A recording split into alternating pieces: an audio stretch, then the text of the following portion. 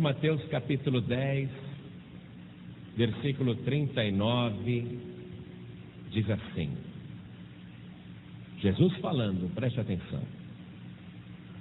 Quem achar a sua vida,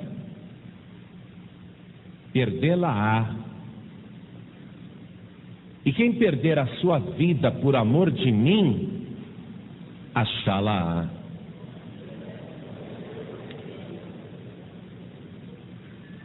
Eu vou ler outra vez o que Jesus está dizendo. Preste atenção, porque o que ele ensinou nunca foi ensinado por ninguém. Ele sabe de tudo, porque ele é o alfa e o ômega, é o próprio alfabeto completo, ele é a palavra de Deus. E os segredos que ele revela são da maior importância. Então vou ler de novo. Quem achar a sua vida, perdê-la-á. E quem perder a sua vida por amor de mim, achá-la-á. Amém, igreja? Agora eu leio e toda a igreja repete em seguida. Vamos lá. Quem achar a sua vida, perdê-la-á. E quem perder a sua vida por amor de mim, achá-la-á. Amém? Você crê na palavra de Deus? Quem sentiu essa coisa boa? É porque o Espírito de Deus não apenas está sobre ti, mas ele está dentro de ti. Deus é presente na tua vida, por isso que você está sentindo essa alegria no teu coração. Quem tiver lugar, senta, por favor. Eu quero falar com você sobre os paradoxos do Senhor Jesus. Palavra complicada, mas é a única que existe no dicionário para explicar os conceitos contrários que Jesus Cristo proferiu, ferindo o conceito popular, dizendo coisas que contrariam completamente aquilo que a maioria das pessoas pensam. E uma dessas coisas que Jesus disse, nós acabamos de ler, que é sem dúvida nenhuma um dos maiores paradoxos que Jesus Cristo proferiu. Porque, veja só, quem achar a sua vida, perdê-la-á. E quem perder a sua vida por amor de mim, achá-la-á. O que Jesus está querendo dizer é não apenas com aquela pessoa que morre por causa do Evangelho ou por causa do nome de Cristo, mas a pessoa que morre para o mundo. Está compreendendo? Você perder a sua vida neste mundo, no sentido de morrer para as coisas do mundo. Perder a tua vida aqui, neste caso, não é morrer torturado por amor do Evangelho ou por amor de Cristo, ainda que isso aconteça em várias partes do mundo e até no Brasil, mas ele está falando nesse conceito de que nós temos que viver neste mundo como se não estivéssemos mais neste mundo. E a pessoa que quer viver neste mundo, usufruindo deste mundo, está ganhando a sua vida, aparentemente ganhando a sua vida, mas na verdade está perdendo. E a pessoa que aparentemente está perdendo a sua vida, na verdade está ganhando. Você vê, por exemplo, o apóstolo Paulo, que foi judeu de nascimento, circuncidado aos 8 dias de idade, guardador da lei e zeloso, irrepreensível como judeu. No dia em que ele teve o encontro verdadeiro com Jesus, ele resolveu reputar tudo aquilo que ele tinha como se fosse perda. Todo o seu passado, cultura, história, relacionamentos, não apenas familiares, mas inclusive sociais e religiosos.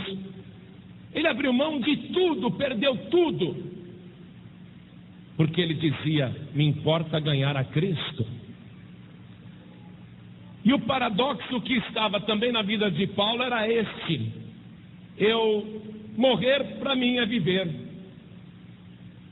perder para mim é ganho. Então o Senhor Jesus está se referindo a esse tipo de perda, quando a pessoa voluntariamente, por amor a Cristo, começa a abrir mão neste mundo de coisas que antigamente tinham muito valor, mas que agora na sua nova vida, só uma coisa importa, que é agradar a Deus.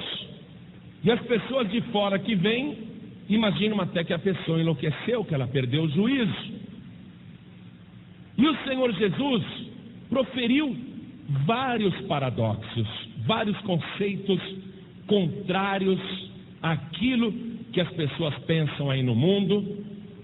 E ele disse: se vocês souberem dessas coisas, e se vocês fizerem assim, bem-aventurados sereis.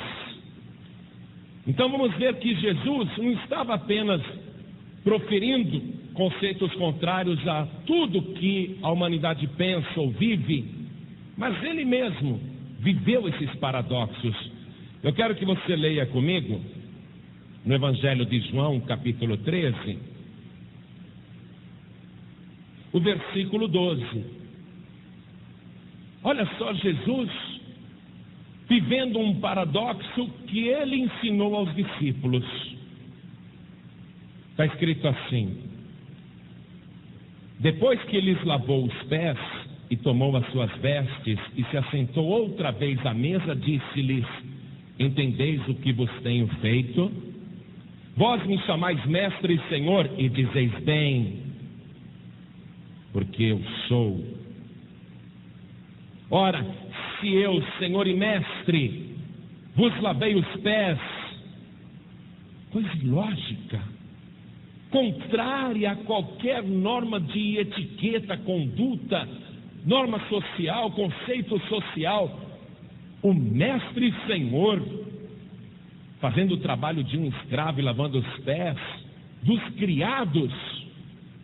Ele diz: se eu, Senhor e mestre, vos lavei os pés, vós deveis também lavar os pés uns aos outros, porque eu vos dei o exemplo para que, como eu vos fiz, façais vós também. Versículo 17: se sabeis essas coisas, bem-aventurados sois se as fizerdes. Amém, igreja?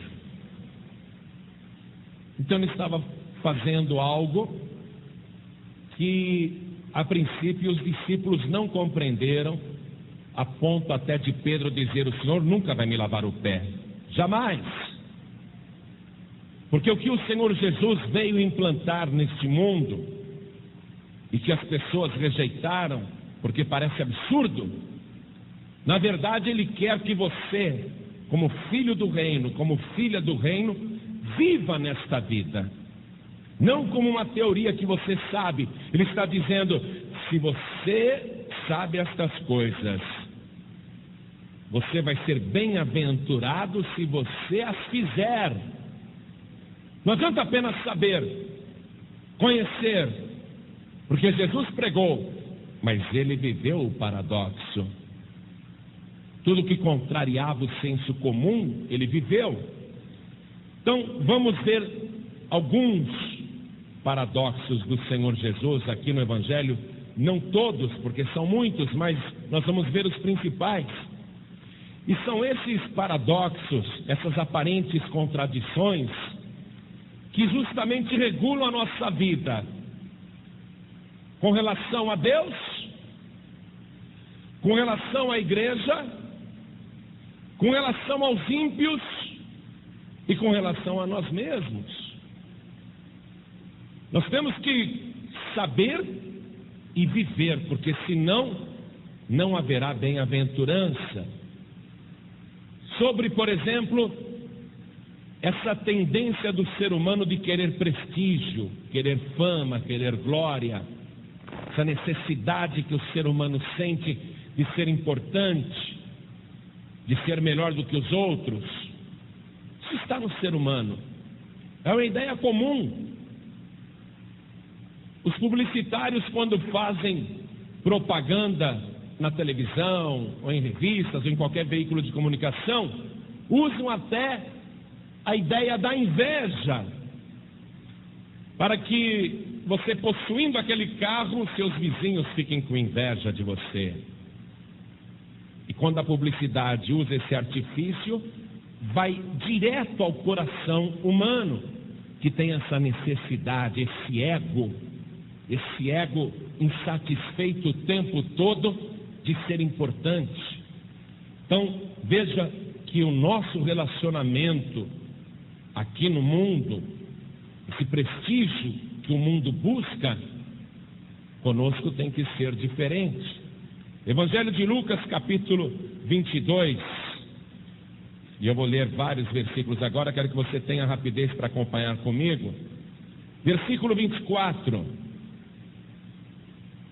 Aconteceu o seguinte, está escrito assim: e houve também entre eles contenda, olha só, briga, discussão, desentendimento, e houve também entre eles contenda sobre qual deles parecia ser o maior.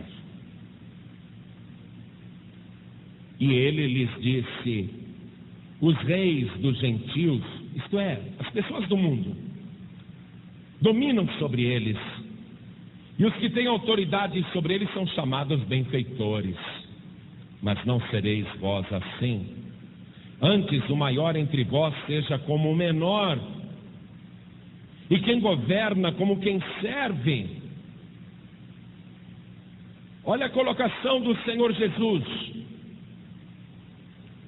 o maior entre vós seja como o menor, e quem governa como quem serve. Esse paradoxo que arrepia a humanidade, Jesus viveu naquela noite em que lavou os pés dos discípulos. Versículo 27. Pois qual é maior, quem está à mesa ou quem serve? Porventura não é quem está à mesa? Eu, porém, entre vós sou como aquele que serve. Olha a bem-aventurança agora, preste atenção.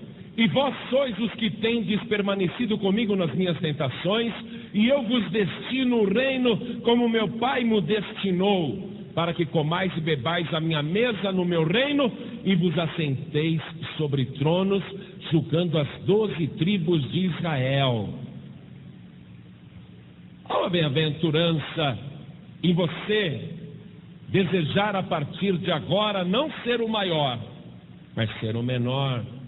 Não ser quem dá ordem, mas quem obedece às ordens.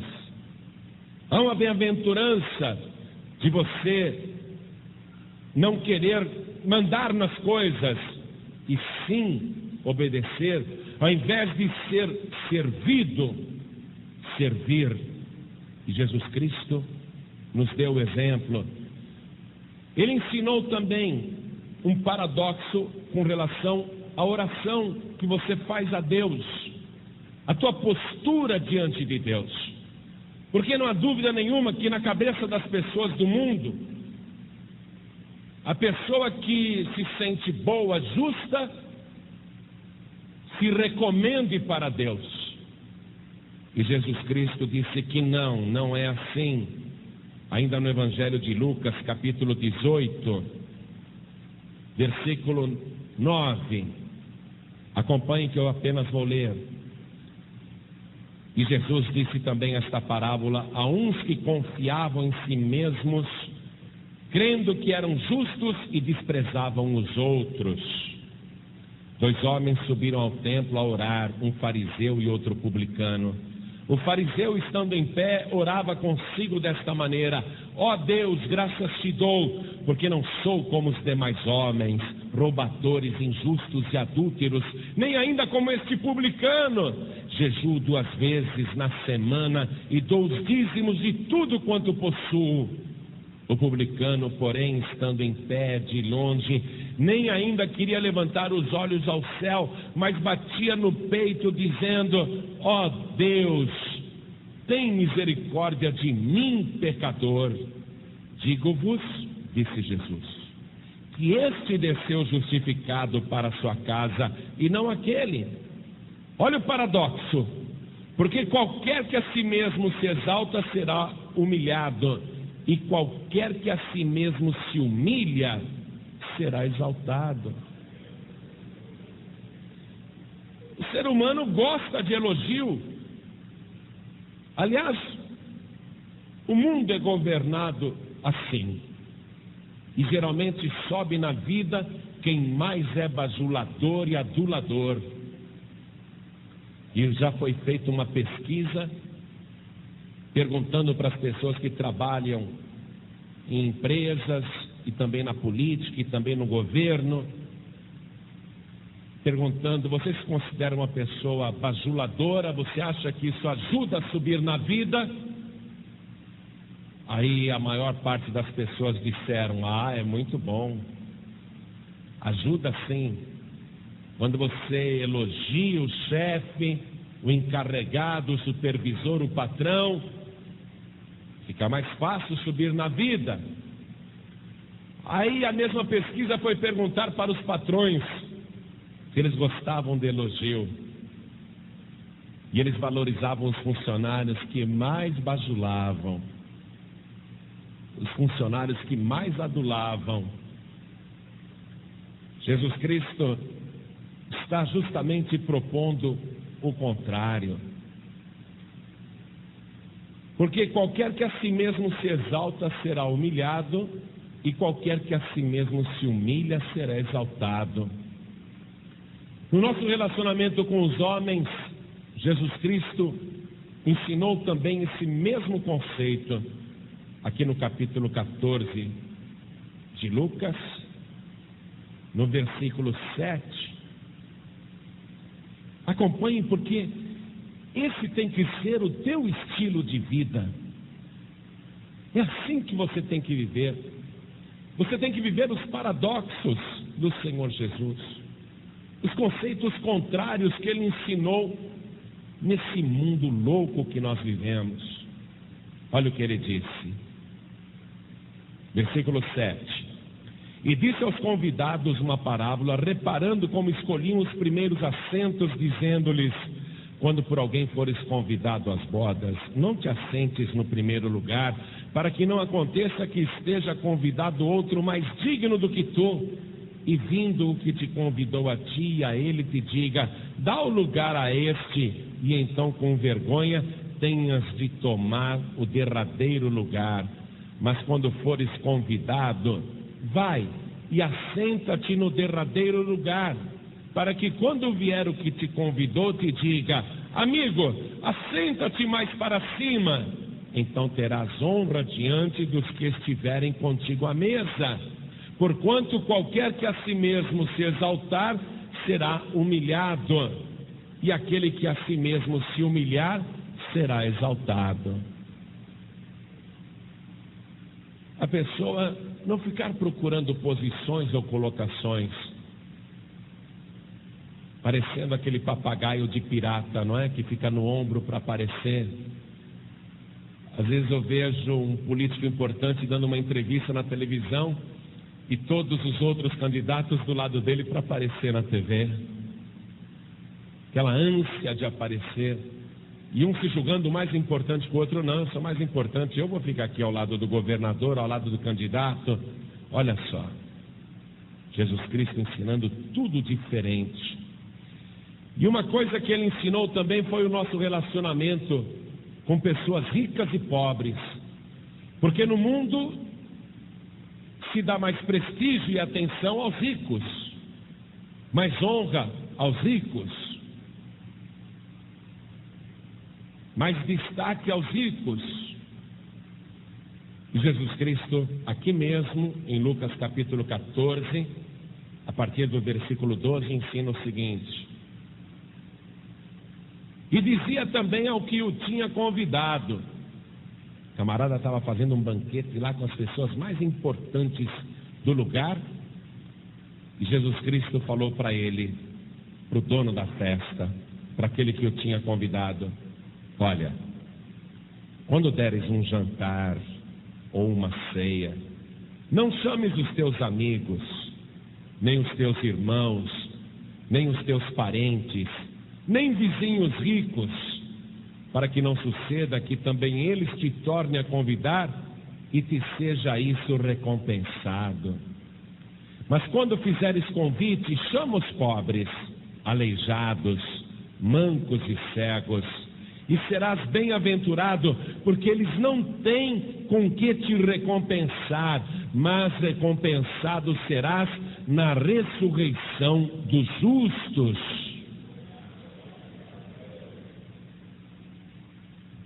Você já viu alguma socialite convidar para sua festa, seja para o Réveillon, ou para o Natal, ou para o aniversário? Você já viu alguma pessoa importante da alta sociedade encher a casa de mendigos, aleijados e cegos e pobres e favelados e falar: essa festa é para vocês? Que nada, eles põem segurança no portão. E olha, dá borrachada aí se aparecer algum favelado, algum penetra, põe para fora, hein? Não é assim? No mundo é assim, mas entre nós não. São os paradoxos de Jesus, o que para a gente contraria toda a ideia, inclusive em uso no mundo atualmente. E nós, quando estamos na igreja, fazendo alguma coisa, o pastor me mandou evangelizar lá na praça. Eu fui distribuir 3.000 folhetos. O pastor deve estar bem contente comigo, Jesus também. Ou qualquer outro trabalho. O pastor me pediu para passar uma vassoura lá, eu já passei. O pastor me pediu para catar aquele papel de bala que a criança jogou, eu já peguei. Eu sou um bom servo. Tudo que me mandam fazer eu obedeço. Veja a ideia que Jesus Cristo introduziu a respeito do nosso serviço na casa do Senhor e no reino de Deus. Lucas 17, versículo 10.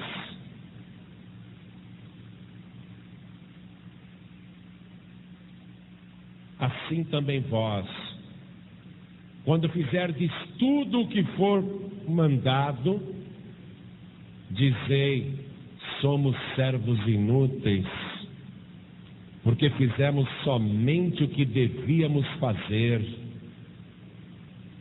Jesus Cristo acaba com a gente com a maior categoria, não é? Quando eu começo a pensar, puxa vida, sexta-feira preguei em tal lugar, sábado preguei em outra cidade, domingo preguei em outro estado. Ah, como eu sou trabalhador. Jesus fala: você é um inútil. Eu falo: sou mesmo. Porque só tem valor o que nós fazemos além daquilo que foi mandado. Em qualquer empresa do mundo, em qualquer lugar, quem obedece ordens e faz exatamente o que foi mandado é digno de elogios e de reconhecimentos. Mas no reino de Deus, Jesus Cristo disse: não, é um servo inútil, só presta para fazer o que foi mandado.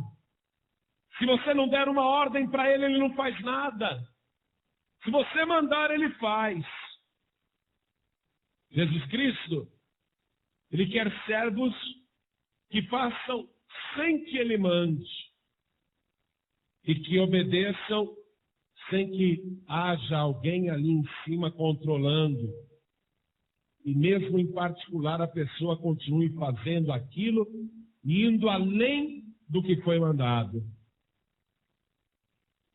Até sobre o nosso relacionamento com as pessoas não cristãs e com os ímpios do mundo, Jesus colocou vários paradoxos. Evangelho de Mateus, capítulo 5, versículo 38. Ouvistes que foi dito, olho por olho e dente por dente. Eu, porém, vos digo que não resistais ao mal, Mas se qualquer te bater na face direita, oferece-lhe também a outra. E ao que quiser pleitear contigo e tirar-te a vestimenta, larga-lhe também a capa. E se qualquer te obrigar a caminhar 1 milha, vai com ele 2. Dá a quem te pedir, e não te desvies daquele que quiser que lhe emprestes. Ouvistes que foi dito, amarás o teu próximo e aborrecerás o teu inimigo. Eu, porém, vos digo, amai os vossos inimigos, bendizei os que vos maldizem, fazei bem aos que vos odeiam, e orai pelos que vos maltratam e vos perseguem, para que sejais filhos do Pai que está nos céus, porque faz que o seu sol se levante sobre maus e bons, e a chuva desça sobre justos e injustos. Pois, se amardes os que vos amam, que galardão tereis? Não fazem os publicanos também o mesmo? E se saudardes unicamente os vossos irmãos, que fazeis demais? Não fazem os publicanos também assim? Sede vós, pois, perfeitos, como é perfeito o vosso Pai que está nos céus. Jesus Cristo quer regular o teu relacionamento com as pessoas daí de fora, não pelas ideias que elas fazem, mas por aquilo que Ele está dizendo sobre a tua vida aqui neste mundo, a tua própria vida, como se comportar neste mundo, já que você não é mais do mundo. Aqui mesmo no capítulo 6, vamos ver, Evangelho de Mateus, capítulo 6. Eu vou ler a partir do versículo 25. Por isso vos digo, não andeis cuidadosos quanto à vossa vida, pelo que haveis de comer ou pelo que haveis de beber, nem quanto ao vosso corpo, pelo que haveis de vestir. Não é a vida mais do que o mantimento e o corpo mais do que a vestimenta? Olhai para as aves do céu, que não semeiam, nem cegam, nem ajuntam em celeiros, e vosso Pai Celestial as alimenta. Não tendes vós muito mais valor do que elas? E qual de vós poderá, com todos os seus cuidados, acrescentar um côvado à sua estatura? E quanto ao vestuário, por que andais solícitos? Olhai para os lírios do campo, como eles crescem, não trabalham nem fiam, e eu vos digo que nem mesmo Salomão, em toda a sua glória, se vestiu como qualquer deles. Pois, se Deus assim veste a erva do campo, que hoje existe, e amanhã lançada no forno, não vos vestirá muito mais a vós, homens de pequena fé? Não andeis, pois, inquietos, dizendo que comeremos, ou que beberemos, ou com que nos vestiremos, porque todas essas coisas os gentios procuram, as pessoas do mundo procuram. De certo, vosso Pai Celestial bem sabe que necessitais de todas essas coisas, mas buscai primeiro o reino de Deus e a sua justiça, e todas essas coisas vos serão acrescentadas. Não vos inquieteis, pois, pelo dia de amanhã, porque o dia de amanhã cuidará de si mesmo. Basta cada dia o seu mal. O mundo ensina tudo ao contrário, e nós também somos educados a pensar diferente do que Jesus pensa. As ideias que nós fazemos a respeito da vida do mundo e de possuir as coisas, de ter as coisas, é totalmente contrária ao que Jesus Cristo determinou. Na verdade, Ele é que veio com um conceito contrário e diz: vocês serão bem-aventurados se souberem essas coisas e se fizerem assim. Veja comigo no capítulo 6 de Mateus ainda, versículo 19. Jesus Cristo deixa a gente louco, sabia? Enlouquece a gente. Olha o que ele disse: não ajunteis tesouros na terra, onde a traça e a ferrugem tudo consomem, e onde os ladrões minam e roubam. Puxa, no tempo de Jesus já tinha ladrão. Agora nós temos ladrões demais. Então essa palavra vale mais ainda, você concorda? Porque nunca se roubou tanto. Nunca se avançou tanto sobre aquilo que é dos outros. Seja no governo, seja na vida empresarial, é empregado dando desfalque em banco, em empresas, no patrão. Eu estava em Fortaleza e um funcionário de confiança de um empresário ali corrompeu os funcionários mais importantes, pegou um monte de cheque assinado, emitiu duplicatas falsas, descontou no banco, utilizou o dinheiro e deixou todos os abacaxis para o empresário pagar, e quando ele viu, ele estava perdendo tudo, e aquele funcionário já tinha até roubado a clientela. Isso acontece de monte, em toda parte. Você está com o teu carro, com uma motocicleta, no farol, e aparece alguém com um revólver na tua cara para tirar o que você tem, até a tua vida. Em Campinas, ladrões entraram dentro de um ônibus e assaltaram os passageiros. Depois de terem roubado todo mundo, mataram 3 pessoas dentro do ônibus, a sangue frio. Por quê? Porque elas não tinham dinheiro. Elas não tinham dinheiro para dar para o ladrão. Olha o que Jesus está dizendo. Veja se vale a pena juntar coisas neste mundo. Não juntar na terra e juntar no céu, como Jesus? Como que isso é possível? É como ele disse para aquele jovem rico: Senhor, o que eu faço para herdar a vida eterna? Jesus disse: eu te amo muito. Faz o seguinte, pega, vende tudo quanto tens, distribui entre os necessitados, e depois vem e segue-me, você terá um tesouro no céu. E ele se retirou muito triste, porque possuía muitas coisas. Quando você passa a viver no mundo, não segundo os padrões do mundo, mas segundo esses paradoxos aqui de Jesus, então você começa a se tornar bem-aventurado. Ele começa a fazer algo na tua vida, e lá no céu você começa a possuir as coisas.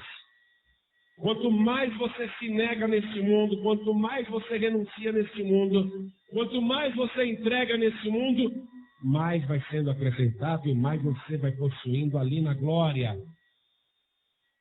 Sobre ter as coisas, porque não é proibido ter. Você ter as coisas não é proibido. Aliás, Deus quer pessoas neste mundo que sejam mordomos fiéis, que administrem os tesouros do reino e que vivam em função do reino. As pessoas que ele vai enriquecer, como José no Egito, pessoas que ele vai enriquecer como Daniel na Babilônia, pessoas que ele vai enriquecer como Abraão, Isaac e Jacó, pessoas para quem ele vai dar um propósito neste mundo. Não é proibido você ter, mas as coisas não podem te possuir. Essa é a diferença. Todos aqueles que não querem possuir, que não se deixam possuir por nada, esses são justamente os que terão mais.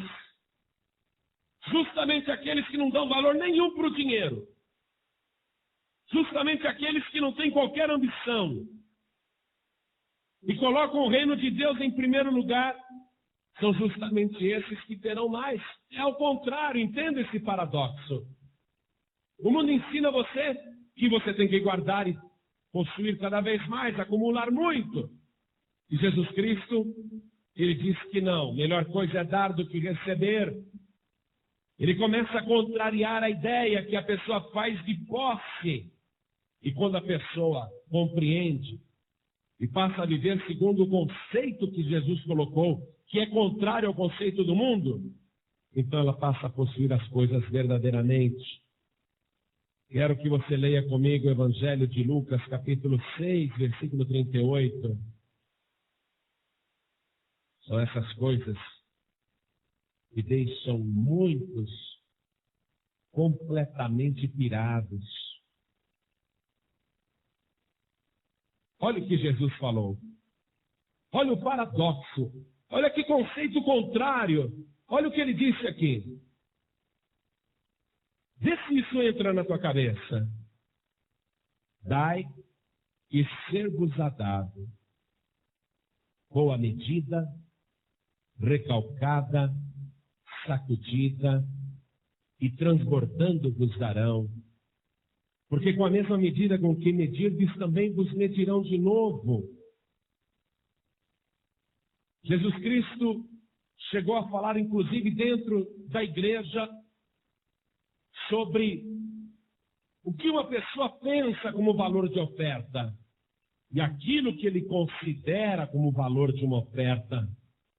Você vai perceber que, mais uma vez, Jesus Cristo está contrariando aquilo que a maioria pensa. Veja comigo, Marcos capítulo 12, versículo 41.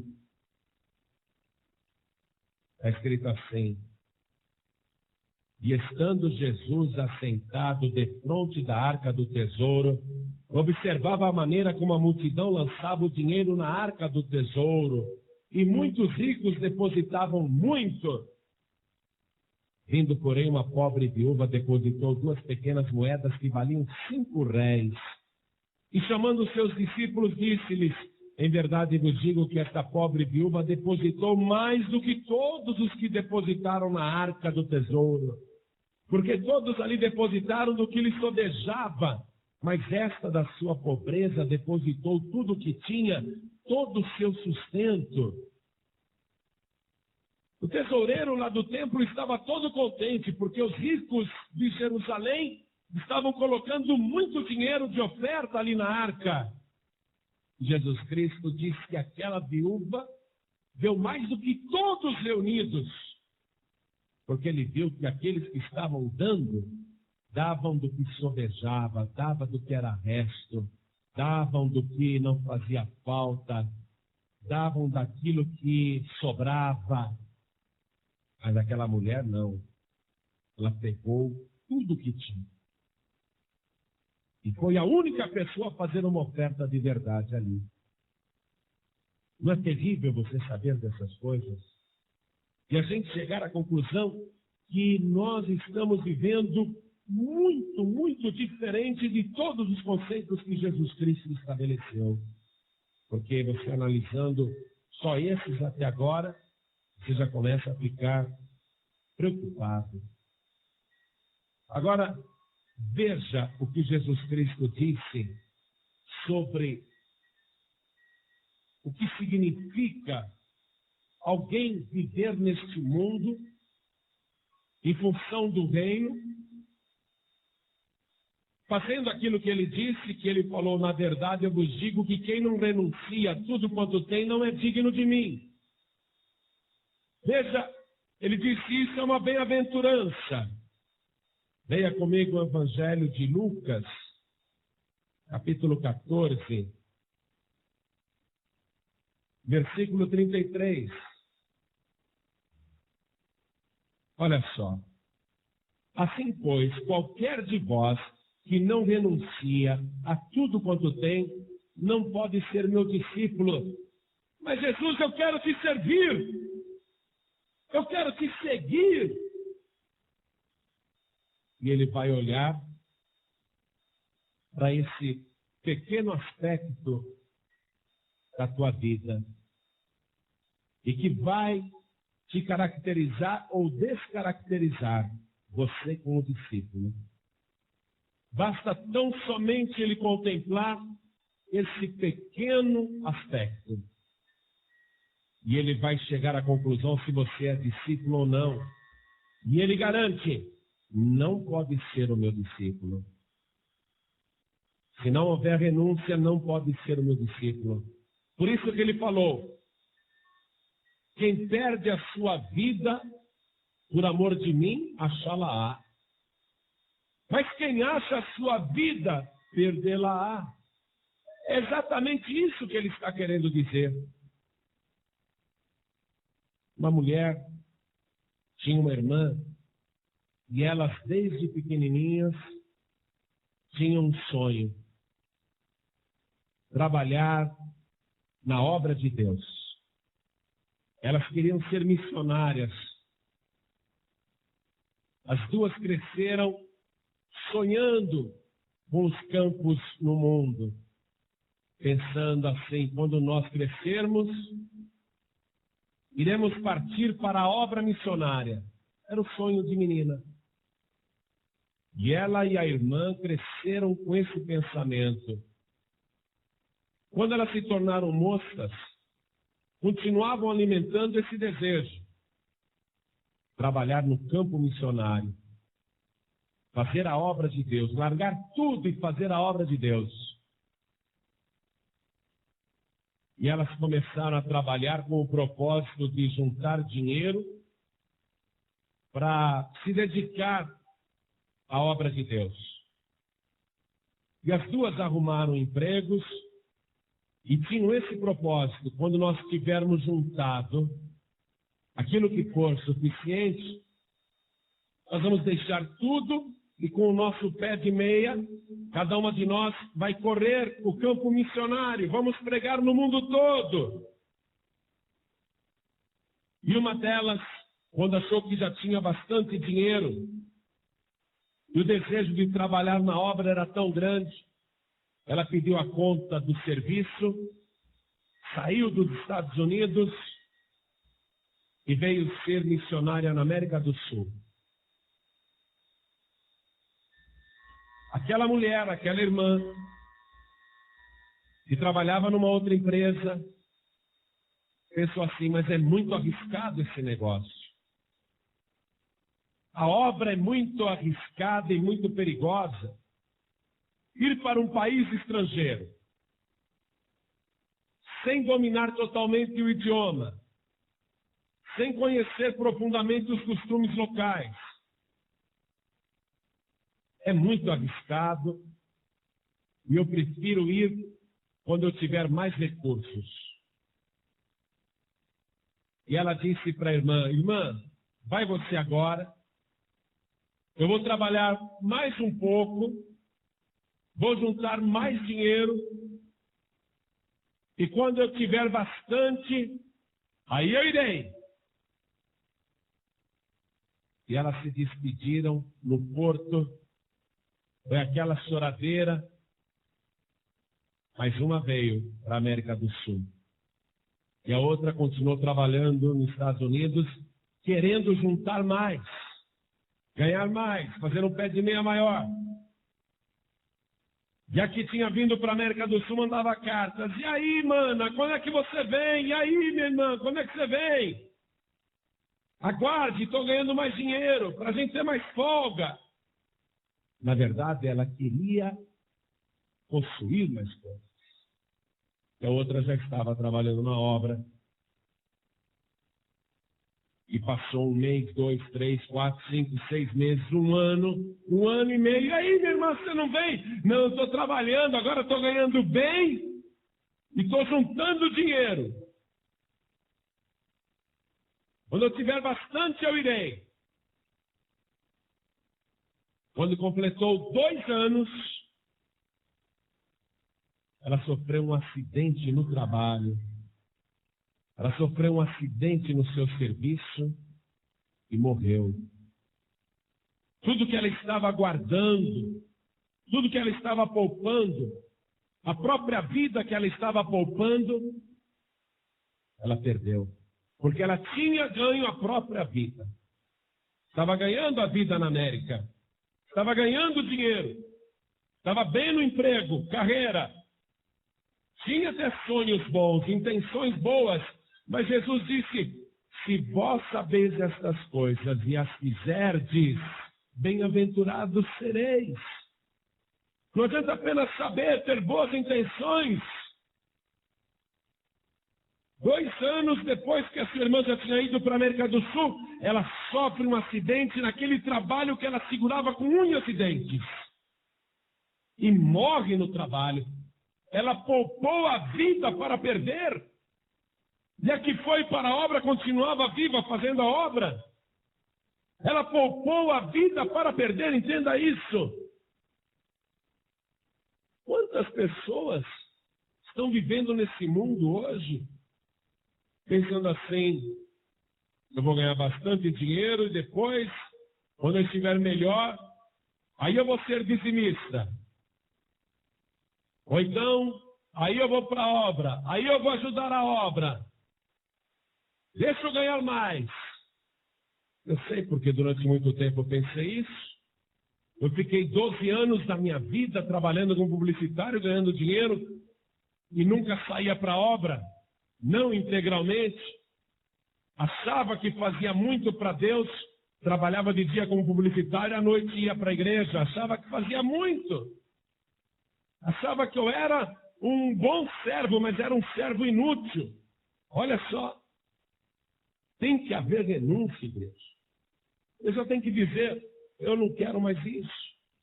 Eu não quero mais esse emprego. Eu não quero mais esse status. Eu não quero mais esse negócio que eu estou fazendo, liderando.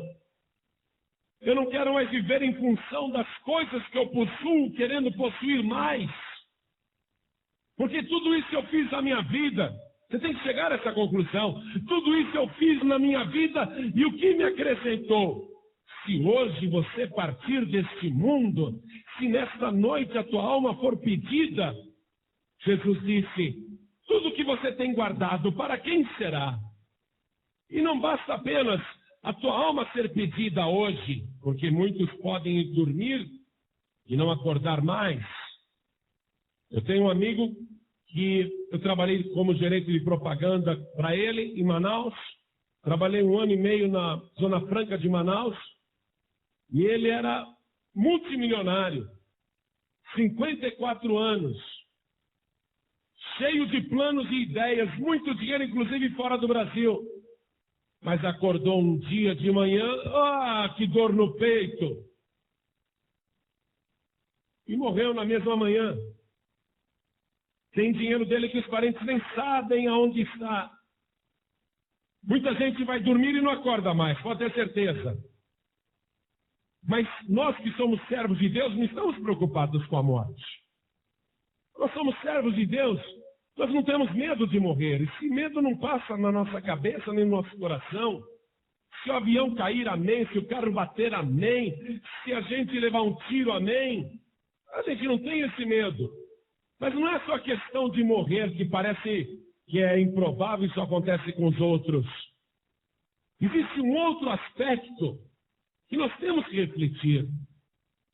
Se o Filho de Deus, se o dono de todas as coisas, o legítimo possuidor, voltar hoje, ou voltar essa madrugada, e se ele começar o arrebatamento da igreja numa fração de segundos, quanto que você vai deixar na poupança? Quanto que você vai deixar na tua conta bancária? Quanto dinheiro ali que você ficou acumulando, guardando para a tua aposentadoria e falou: não, vou precisar disso. Essa é a realidade. Quantas pessoas aqui têm conta em banco? Levantem as mãos. Tem dinheiro? Se Jesus Cristo voltar hoje, você quer sacar todo o dinheiro que está no banco ou não? Eu não, pastor. Para que eu vou sacar o dinheiro que está lá no banco se Jesus Cristo vai me levar? Então você está entendendo o princípio da coisa. O importante não é o que a gente possui nesta terra, mas aquilo que nós encontramos nesse mundo, e nós encontramos o verdadeiro tesouro, e o seu nome é Jesus Cristo. Ele é a pérola de grande valor. A pessoa é capaz de vender tudo o que tem para comprar aquela pérola de grande valor. Só que nós esquecemos disso e passamos a viver nesse mundo como se fôssemos os ímpios. Preocupados, inquietos, nos tornamos avarentos e contradizemos o Senhor Jesus, pensando: não é bem assim não. Vamos ver aqui no Evangelho de Lucas, capítulo 18. Vamos ler versículo 28. E disse Pedro: eis que nós deixamos tudo e te seguimos. E ele lhes disse: na verdade vos digo que ninguém há que tenha deixado casa, ou pais, ou irmãos, ou mulher, ou filhos, pelo reino de Deus, e não haja de receber muito mais neste mundo, e na idade vindoura a vida eterna. Se você se entregar para Deus em primeiro lugar, buscar o reino em primeiro lugar, se você abrir mão daquilo que você gosta ou possui por causa do amor ao reino, colocando o reino como a coisa mais importante na tua vida, seria completamente antibíblico se você ficasse na miséria. Se você se tornasse uma pessoa pobre, ou se você passasse a sofrer necessidades, sinceramente, a Bíblia estaria totalmente errada. A Bíblia estaria então mentindo para nós. Se você fizesse o que Jesus mandou e viveu em função do reino, e confiou no Senhor, e deixou e creu na palavra do Senhor, renunciou a tudo quanto tem, passou a viver neste mundo como se fosse aqui um estrangeiro, como se fosse aqui um visitante, como se fosse aqui um passageiro, e passa a viver neste mundo em função do reino. Eu não estou nem aí com as coisas do mundo, eu estou vivendo no mundo, mas eu não sou do mundo. Aí você passa a viver neste mundo sem ser do mundo, e começa a colocar o reino em primeiro lugar em tudo. Você começa a viver o reino em primeiro lugar em tudo. Você se desligou completamente do interesse material, das posses materiais, mas está no mundo, pedindo para Deus te guardar, te livrar e servir ao Senhor, colocando o reino em primeiro lugar. É justamente aí que Deus vai começar a abrir as janelas do céu sobre a tua vida, e que Ele vai começar a abençoar tudo o que você fizer, porque aí você não estará amando o dinheiro, nem se tornando avarento, porque a Bíblia diz que a avareza é idolatria, mas você estará neste mundo servindo o nosso Senhor e Salvador Jesus Cristo, e quem serve a Jesus de todo o coração tem direito a possuir uma vida abundante. É impossível você abrir mão e ficar com a mão vazia. Jesus Cristo disse: ó servo bom e fiel, sobre o pouco foste fiel, sobre muito te colocarei. Jesus Cristo nos deixa assombrados sobre o estilo de vida que Ele quer que a gente viva neste mundo. E você sabe por quê? Na igreja cristã primitiva, no tempo dos apóstolos, Pedro ficou muito feliz de morrer por causa do Evangelho, foi torturado. A história, a tradição diz que ele foi crucificado de cabeça para baixo, morreu em Roma, foi martirizado, mas ele não estava nem aí em perder a própria vida, porque ele não estava servindo uma fraude, ele não estava servindo uma mentira.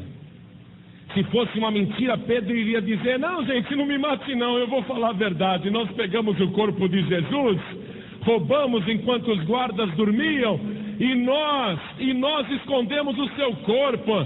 E aí a gente inventou essa história, mas já que vocês vão me matar, eu confesso a verdade. Para de me torturar, eu confesso a verdade, é tudo fraude, é tudo mentira.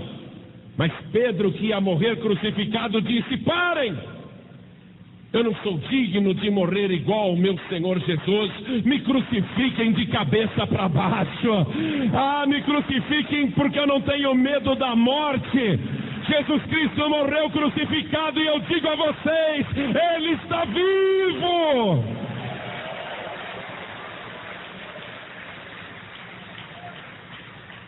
Paulo, que renunciou todo o judaísmo, posições, status, ele era assim com o conselho, com os príncipes dos sacerdotes, ele era assim com a elite, se tornou abjeto, desprezado, chamado de louco, perseguido. Os antigos amigos agora querem matá-lo, e ele foi açoitado publicamente, secretamente, sofreu prisões, passou fome, sede, sofreu naufrágios, perseguições em toda parte. a vida dele em perigo o tempo todo. Até o dia que disseram: vamos cortar a cabeça de Paulo aí dentro da cadeia. Paulo podia dizer: não, tá bom, não, para, não precisa cortar minha cabeça não, eu falo a verdade, calma gente. Eu inventei essa história que Jesus me apareceu no caminho de Damasco, e eu vi aí uma oportunidade de ganhar dinheiro, eu vi aí uma oportunidade de me enriquecer, de dominar as pessoas. Calma gente, eu falo a verdade, eu vou desmentir tudo. Mas Paulo naquela hora ele disse: para mim o morrer é ganho. Vocês podem liquidar a minha vida, vocês podem acabar comigo, mas aquele que ressuscitou dos mortos, ele também me ressuscitará. Eu sei que ele vive, ele é o Senhor. Vocês podem acabar comigo, mas não podem acabar com Jesus. Não é fraude, não é mentira, é a verdade. Todos eles poderiam, no meio daquela pior perseguição, falar: para gente, é tudo brincadeira, nós inventamos essa história. Mas todos eles enfrentaram a morte dizendo: ai que bom, vou estar com Cristo para sempre, vou estar com Jesus para sempre. E os cristãos agora, deste milênio, não estão mais pensando na volta de Jesus, nem na obra de Deus. E sabe quando a gente percebe isso? Naquilo que Jesus disse: na verdade eu vos digo que aquele que não renuncia a tudo quanto tem não pode ser meu discípulo. Por essa pequena análise, Jesus Cristo vê na hora que a pessoa quer ser discípula, mas qualquer hora vai morrer de infarto no emprego, vai sofrer um acidente de trabalho. Qualquer hora Jesus Cristo vai voltar e a pessoa não é discípula coisa nenhuma, porque quem é discípulo de Jesus coloca o reino de Deus em primeiro lugar. Essa é a verdade, amados. Eu não estou nem aí com a minha vida. Tem gente que me diz: pastor João Ribe, contrata segurança para andar com você. Tem gente que diz: pastor João Ribe, blinda o teu carro. Pastor João Ribe, se anda sozinho, nem motorista você tem?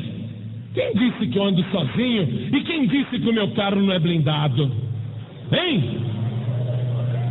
Meu carro é mais do que blindado, ele tem a cobertura do sangue de Jesus. Quem disse que eu ando sozinho? Olha o exército de Deus que vai comigo por onde eu vou. Eu não estou nem aí, amados. Você pode ter certeza de uma coisa: a época que nós estamos vivendo é a época da incredulidade, é a época da desconfiança, é a época da descrença e é a época do escândalo. É a época que tem que acontecer escândalos, é a época dos falsos profetas. Tudo de ruim vai acontecer nesse presente tempo, amados. E não me venha com a história que você fechou a mão para o reino porque se escandalizou com um homem, se escandalizou com tal pastor, com tal missionária. Não me venha com essa história não. Isso é só uma desculpa para a pessoa viver a sua incredulidade, viver a sua própria avareza. Meu amado, minha amada, os escândalos vão aumentar.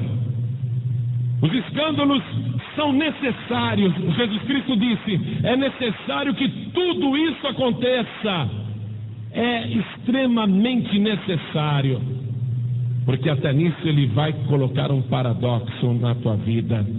Se você estiver olhando para o homem, você vai parar no inferno, mas se você estiver olhando para Jesus Cristo, você será salvo. Esse é o maior paradoxo. Ninguém perecerá se estiver olhando pela fé o invisível. Você sabe, Jesus Cristo viveu esses paradoxos e contrariou todos os conceitos humanos ao fazer coisas que que até hoje o pessoal diz assim: as palavras vão com o vento, as palavras se perdem com o vento. Até hoje as pessoas acham que aquilo que é falado não importa, não tem valor. Mas Jesus Cristo, Ele deu ordem ao vento, e o vento obedeceu. As pessoas do mundo dizem: aquele lá está falando com a parede, fala e ninguém ouve.